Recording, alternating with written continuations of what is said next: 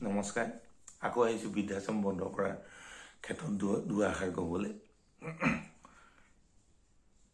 আপোনাৰ মোৰ ঘৰত মা দেউতা যে আছে মা দেউতাই হয়তো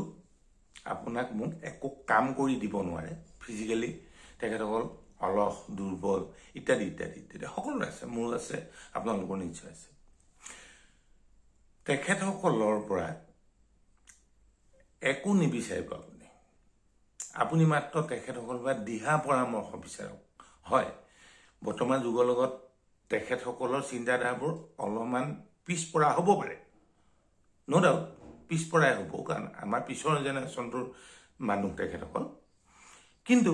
তেখেতসকলৰ লগত আপুনি যিটো কৰিব সেইটো কৰিবই অন্তত তেখেতসকলৰ লগত আলোচনা কৰক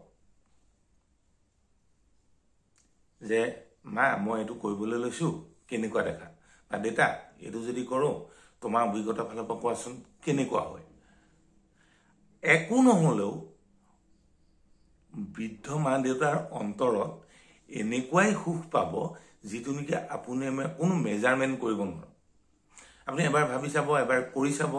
তাৰ পিছত মোৰ ভিডিঅ'টোৰ তলত কমেণ্ট কৰি জনাব কি হ'ল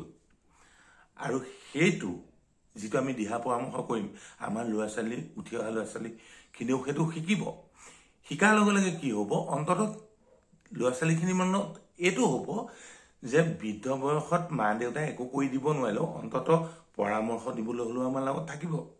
বা আমাৰ লগত থাকিব লাগিব নহ'লে আমি পৰামৰ্শ কাৰ লগত কৰিম আৰু সেই সূত্ৰে